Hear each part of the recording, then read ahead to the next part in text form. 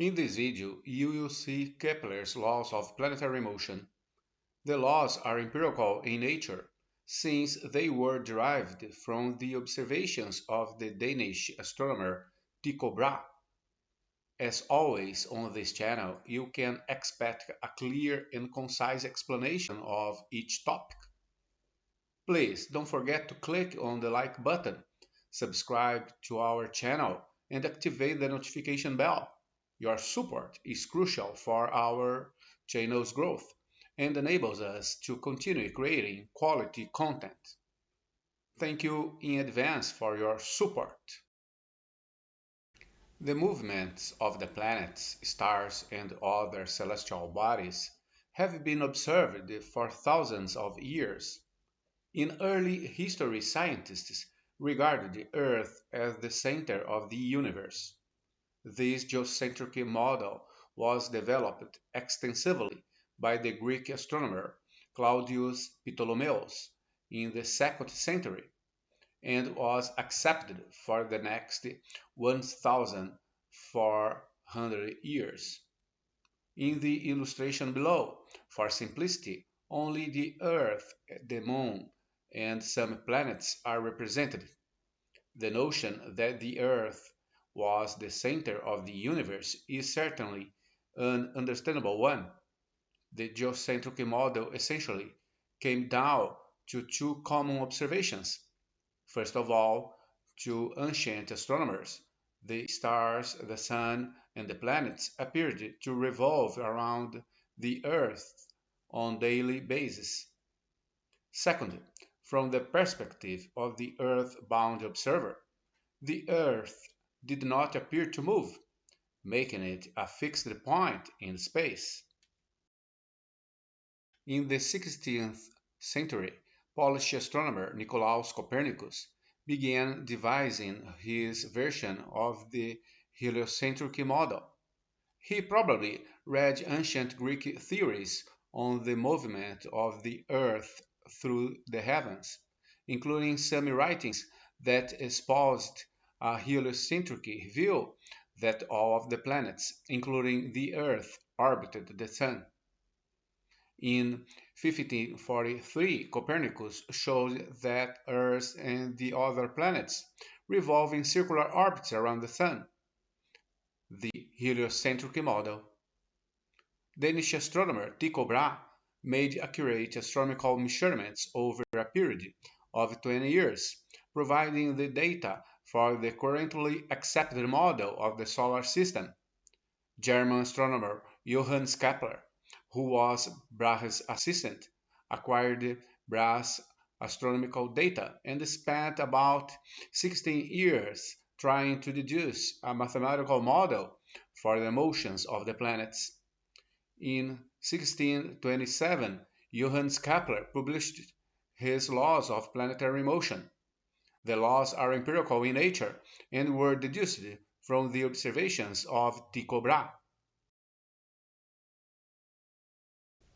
Kepler's first law. The path of each planet around the Sun is an ellipse with the Sun at one focus. Kepler's first law describes the shape of an orbit. The orbit of a planet around the Sun is not a perfect circle. It is an ellipse. The Sun occupies one focus of the ellipse. A focus is one of the two internal points that help determine the shape of an ellipse. An ellipse is a curve drawn so that the sum of the distance from any point on the curve to two internal points, called focal points, is always the same. If you haven't studied this geometric shape yet, I recommend that you watch the video that appears in the top right corner of the screen before continuing. And you can also take the opportunity to check out my other channel. Returning to class, you should notice that as the orbit is an ellipse, the distance from the Sun to the planet changes continuously. Aphelion is the point in the orbit of a planet at which it is furthest from the Sun. Perihelion is the point in the orbit of a planet at which it is closest to the Sun. Kepler's second law. Each planet moves so that an imaginary line drawn from the Sun to the planet sweeps out equal areas in equal periods of time. Kepler's second law describes the way of an object's speed varies along its orbit. Qualitatively, Kepler's second law says that the planet's speed is not constant. The planet will move most slowly when it is farthest from the Sun, and most rapidly when it is nearest to the Sun.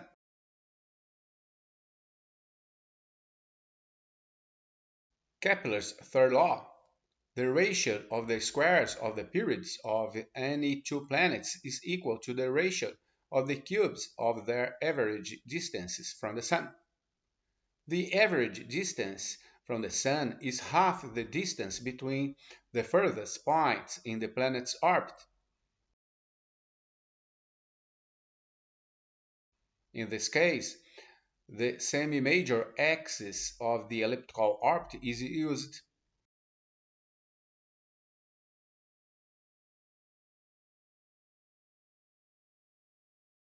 Kepler's third law relates the periods of planetary orbits to their distance from the Sun.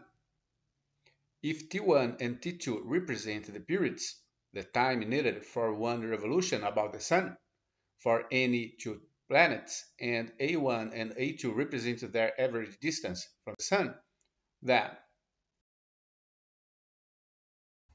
the derivation of Kepler's third law is simple enough to carry out for the special case of a circular orbit, in which case the average distance from the planet to the Sun is the radius of the circle. Most planetary orbits are close to a circle.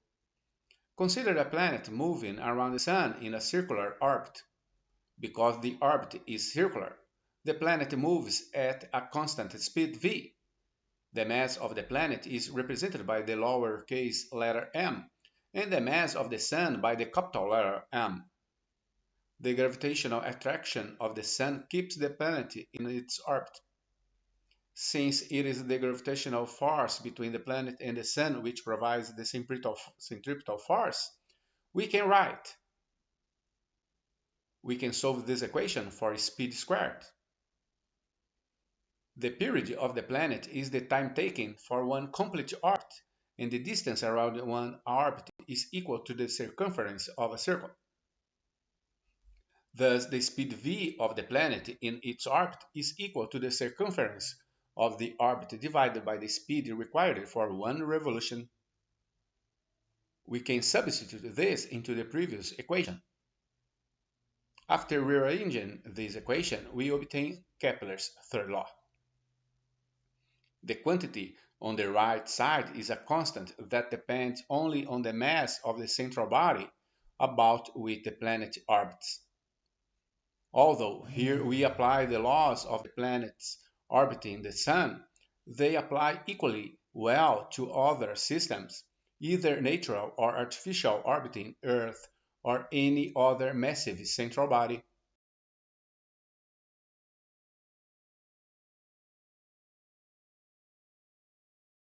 Let's see some examples.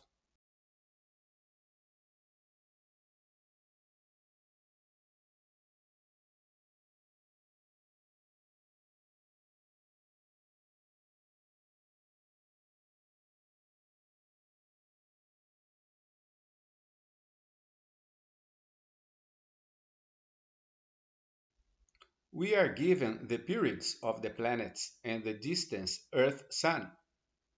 So we apply Kepler's third law.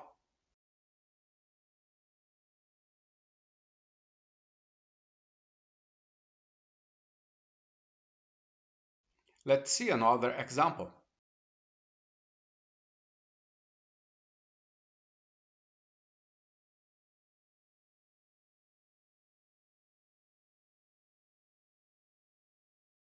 Use Kepler's third law to determine the mass of the Sun. We apply Kepler's third law, but we use the period in seconds.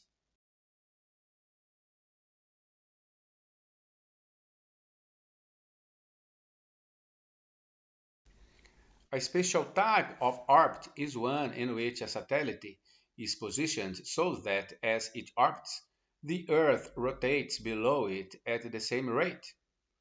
The satellite remains above a fixed point on the Earth equator. This can occur only if the satellite's orbital period is the same as the Earth period of rotation. This kind of orbit is called the geostationary orbit. At what distance from the center of the Earth can this geostationary orbit be found?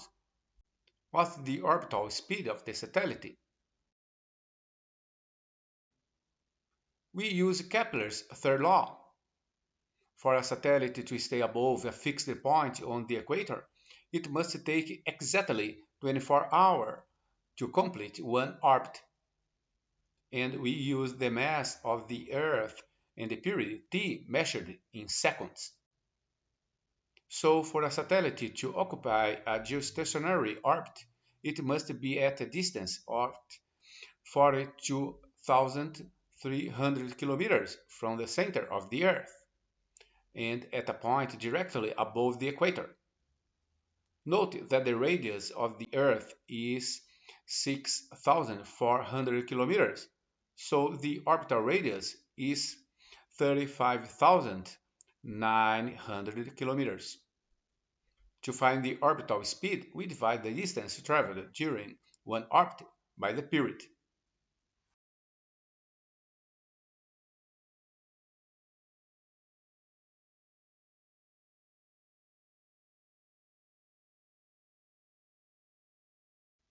Let's see another example.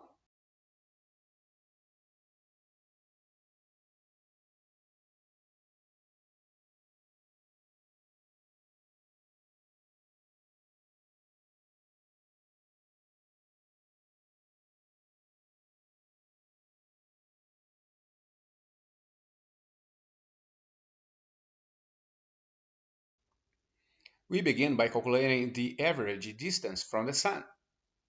The average distance from the Sun equals the sum of the comet-Sun distance at perihelion and the comet-Sun distance at aphelion. Knowing the average distance from the Sun, we can find the period from Kepler's third law.